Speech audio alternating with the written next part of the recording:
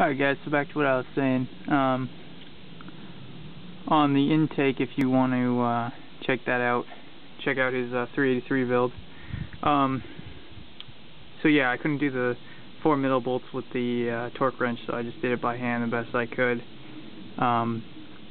What else did I do here? Okay, on the distributor, what I did was I didn't feel like lining up the timing tab with the plugs in. The motor's got so much compression that I'd probably just snap off the bolt on the harmonic balancer. So what I did was I took a piece of tape and I let the pointer point at it on the firewall, and then I took this ruler and I put it on each side of the pointer on the rotor, and I made 2 marks, and then I put it on top of it and I made a mark. So there's 3 marks on that piece of tape. So that way when I dropped it back in, I could put the ruler on both sides, get my references, and then my straight line would be the one that points right through. So I did that.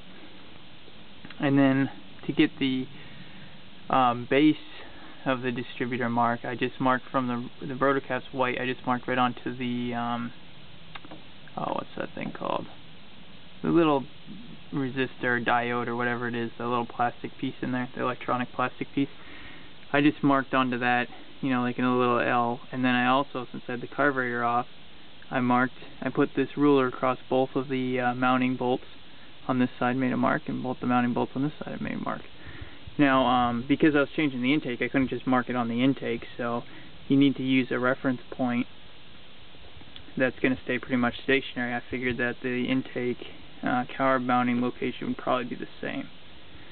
So that's what I did for that. I painted all the hardware black, all the bolts, nuts, everything's black.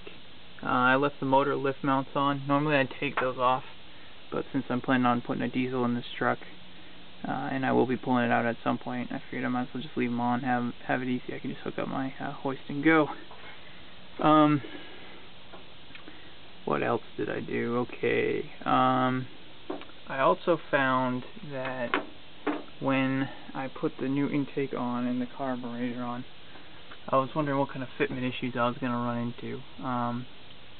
The first one is the EGR plate that they use right here. Now obviously this truck is a 77 and it was ordered as a heavy duty, so it does not have the provisions for an EGR or any smog equipment whatsoever. This is how it came in 77, completely smog exempt. So the obviously that's still blocked off, but that gives you a place to mount your thermal heater pull off. Unfortunately, as you can see by that linkage, it's not straight. It's not fitting correctly, and I am guessing that Edelbrock must have a special rod they use to connect this to the choke pull off, so I'm going to have to look into that more. Also, because this piece pokes up like it does, my vacuum line, remember this truck is very, very original, 35,000 miles maybe on it, so it's got every little piece that came with factory. It had a fitting to a hard line that ran to the rubber line to the vacuum advance on the distributor. Well, it uses this little metal clip down here, but now this thing's in the way, so I had to re-bend it and kind of route it that way. I'm not really happy with that, but it's going to have to do for right now. Okay, so we'll move on to the valve covers. Obviously these are not the factory Chevy valve covers. I was going to clean and paint my valve covers anyway while I had them off, so what I figured would be the best thing to do, since I had this old set of Edelbrocks, they were chrome, I figured I'd paint them, and just that way I could just put everything together at once and not have to wait to clean valve covers and all that nonsense. So they're a little taller than stock, which actually I haven't run into any problems as of yet. I still need to put the heat riser tube on for the air cleaner, and I'm not sure if that rear oil breather is going to line up or not. I could always put one of those little chrome ones on, I guess.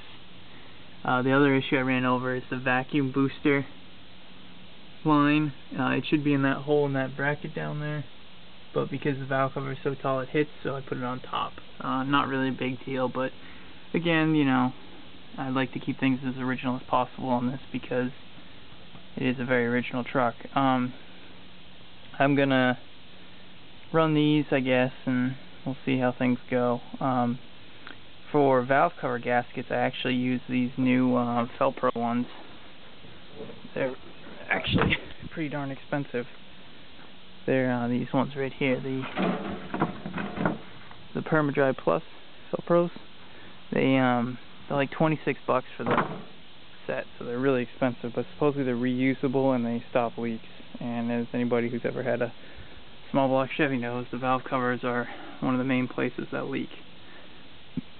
You guys also might be wondering about the paint. Why did I paint it that nasty color blue? Well, like I said in the other video, that's the factory engine color. You can see it down in there. Any place where it's really clean on the block, you can see it. It's all covered in oil by now, but that is the factory color. And I just want to keep it, like I said, as original as possible. On this camera, it looks a lot lighter than it really is. It's a little bit darker than it appears on the camera. Here are the old ones that I took off.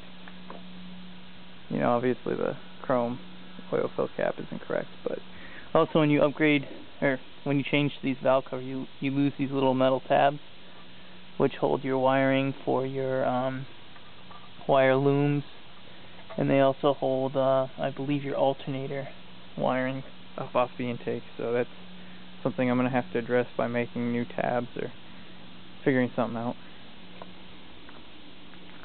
Okay, a couple of hints I found along the way. This cap is off a can of brake cleaner, which I use brake cleaner to clean my intake gaskets once I thoroughly scraped them.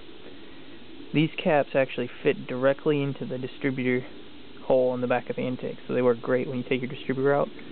You just plug this thing right in there, and then no dirt or anything's going to fall in while you don't have a distributor in.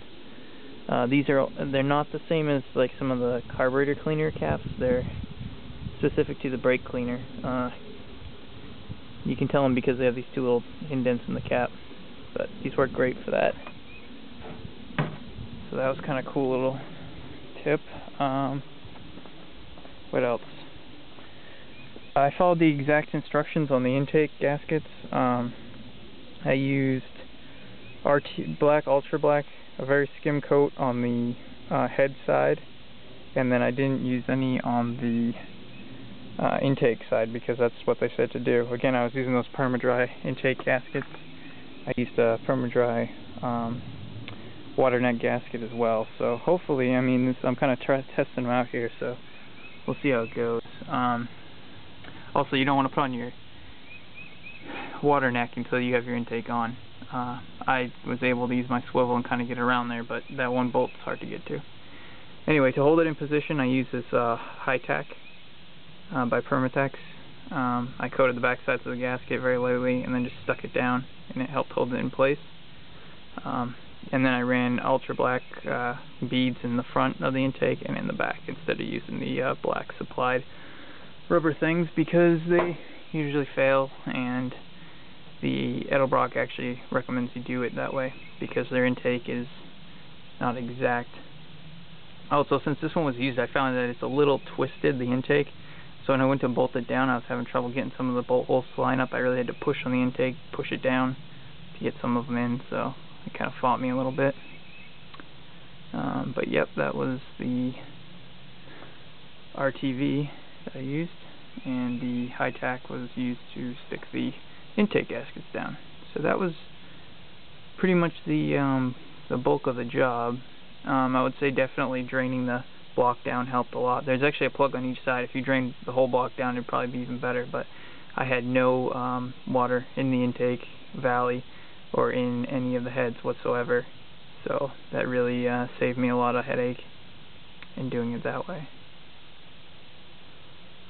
So I guess now the carburetor, I cranked it over with the fuel pump, got the fuel up to the carburetor bowl, so it should fire right off.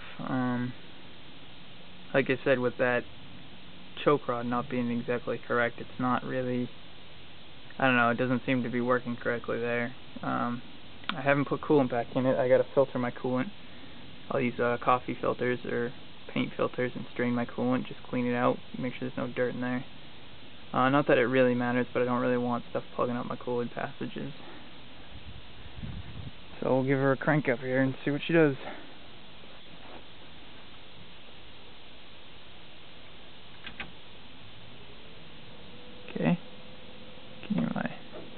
the thing on these old GMs, the fan always runs. Give her a go.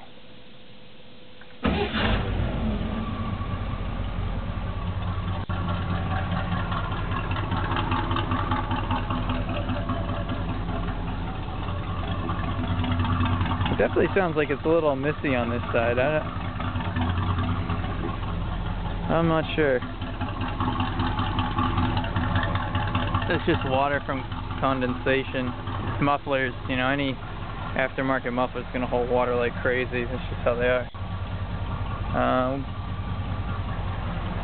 It almost sounds like you got a vacuum leak up here, but I guess that's just the carburetor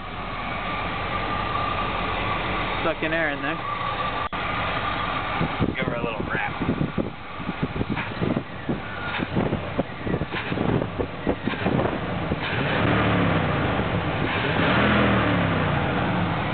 Sounds pretty good. Throttle